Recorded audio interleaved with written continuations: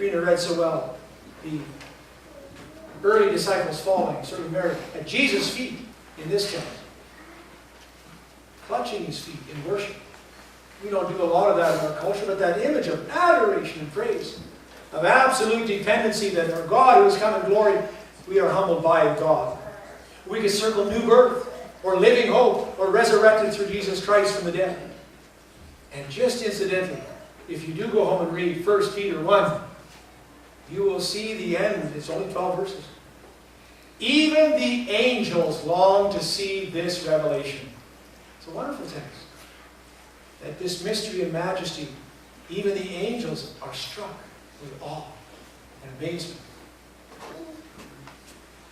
Another story besides the butterfly visit that I had comes from 2 years ago.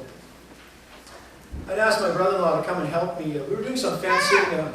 It's certainly farmland, but there's a big slough and a prairie, the sloughs with poplars. It was still early May, as I recall. It was one of those beautiful mornings, still in May, where you get the frost you still get frost in the windshields. Geese were flying and calling. And it was a beautiful morning. That springtime, the ozone is so rich and absolutely stunning. But in the midst of that, we were just getting ready to do some fencing. And I had my old vest on, which has got lots of marks on it. It's got my favorite pliers and such. My brother-in-law was standing there. He was warm too. He had a sweater. I remember it was a gray sweater. And whether it was the sunlight that caught that or the warmth of it, but a hummingbird came and rested right here. Well, I've never been that close to a hummingbird in my life. And why I chose my brother-in-law didn't choose me, I don't know. He had a warmer sweater on. But it was an awesome to have that, just that hovering where you can see in that photography, great photo, thank you, Nathan. But where those wings at whatever 1,000 beats, wow. And of course the heart rate of any bird is really, 10 times what we have as humans. But a hummingbird is an amazing sight. I've never seen a hummingbird before that I can remember in the wild like that. I've seen it around feeders, people's yards.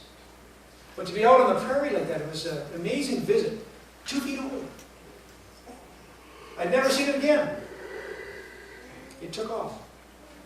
Maybe that's going to be a once in a lifetime for me. Never happened to me before. Never since.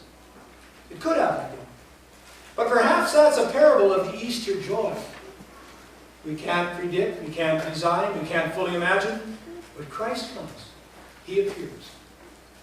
We can't ever reproduce the fullness of the joy that He wants, but He invites us to have our hearts open. Things which aren't empirically impossible or unreliable, even in science.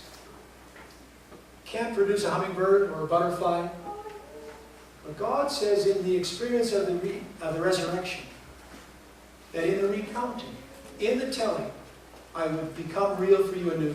As we tell the event to friends, as you welcome one another, even here, even now, as the Old Testament declares, God is unfolding in our midst. That picture of the bullfrogs and butterflies. Mystery we don't understand. We did that in grade, actually what grade was it when you first talked about tadpoles and little butterflies? It was a great little science project, it's good. And then also that picture of the amazing, really from the egg, from the milkweed for the monarch butterfly, and then the larvae, the cocoon. And in the cocoon stage, it was fun to do a lot of reading. I just remind myself, what is that, grade 6 or 7 science? But how internally, really the worm breaks down. And the reading in terms of the proteins and amino acids, how they come together, and they really make a cocoon soup. Not pleasant. If you cut it open, you'll never see it. Kind of like those roses you see. If it's just a bud and you want to see what's in it, you cut it open, you've lost your flower. And by the way, those flowers are from our Coptic church. That's the Egyptian fellowship, the ancient expression of Christianity. They've been meeting here for over a year. They've kept vigil through this Holy Week. The very symbolic and ceremonial, highly traditional liturgy. They they open up the petals of a dozen roses. The fullness of a tribe, of the tribes of Israel, the people of God. All buried, layering very icons, applying nard and spices through the night. It's an amazing power that they have. And they left these roses for us to celebrate with them. But if you take a rose bud and cut it open, you'll never see a rose. And likewise with a cocoon, if we cut it open, you'll never see the butterfly. And sometimes our mind may go that way with the gospel. We try to dissect and try to understand fully. But we miss the beauty of the resurrection. May we be embraced this day by the power of the resurrection, that which we do not understand. That beauty of the resurrection is to have the assurance that Christ is with us even as He declares He will be. And that resurrected spirit may be like a butterfly or like a hummingbird in the fact that we can't conjure it or bring it up. But we are dependent on that spirit to come and visit and wait upon us. We do have the promise in the Lord's Supper. Through bread and wine that I am with you always. And that is a command we take, and we make that privilege serious, that in the breaking of the bread, I am with you always. The beauty of the Lord's Supper, Luther says in his declaration, if you experience Jesus once in your lifetime, as you open your hearts and hands with bread and wine, that's enough. All the other times he says, if it's just routine, let it be so. But may each time you come for the bread and wine, be open to His resurrected Spirit. And so it is that through the gift of fellowship, Jesus is with us. And so it is that every act of kindness, Jesus is with us. And every act of love, Jesus is with us. For Jesus has given us the promise that as much as you love anyone, I am with you. If you love the least of the kingdom, the cup of cold water given in my name, there I am in the midst of you, my resurrected presence. Growing up on the farm, and I like using that phrase, I use it a lot, but with those bullfrogs, and the sloughs in the spring, that ubiquitous sound of croaking, you see, we kind of take it for granted. Incidentally, that croaking is really a love song. It's the bullfrogs, you see, not just barking territory, but it's a mating ritual. Take that for granted. But may we not take the trumpet call of Jesus for granted. That trumpet call, I am risen. One last image that I offer you quickly is the butterfly effect. It's a meteorological term, and I did a whole bunch of reading on it. It's really quite interesting. 1961, a Professor Lorenz, certainly a physicist in many regards, but also working on a numerical presentation in terms of a meteorological understanding. Deep, deep formula I do not understand. I'm not a mathematician.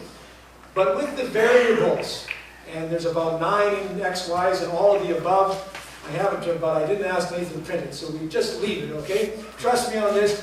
He used a figure of 0.506127 for one of the variables, trying to determine how the highs and the lows that we in Saskatchewan understand in terms of high fronts, low fronts, even El Nino.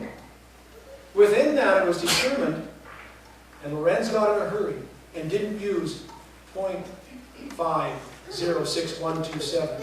He abbreviated it to 0.506 and found with that variation, 1/2 to the, really the tens of thousands of degrees, that the global position became absolutely different. And so it was said in his presentation that the wings of a butterfly beating in Peru could make for a difference of a tornado you see in Nepal. That's the butterfly effect. Maybe a close one for some of you might be golfing. You've got the ball seemingly on a very flat green, but if you push it a little bit that way and put a spin on it, or if there's a leaf or a twig, it changes it dramatically and you miss your birdie or your par or your bogey. One little shift. And so it is in terms of the butterfly effect. One little shift makes a huge difference. Your position here on this Easter day 2014 can make all the difference in the world. Not just for yourself and your spirit and your desire to be one with the risen one, but for your families and your neighbors and friends, and see that witness that you bring. Because on a Sunday morning in the midst of still snow on the ground, attending, worshiping. And as you go forth, the next time you see a butterfly, you'll tell your neighbors and friends, Christ is risen. He's risen indeed. Next time there's a bullfrog or a tadpole you see, or something of mystery, may you be people that declare that's part of God's creation, and He has set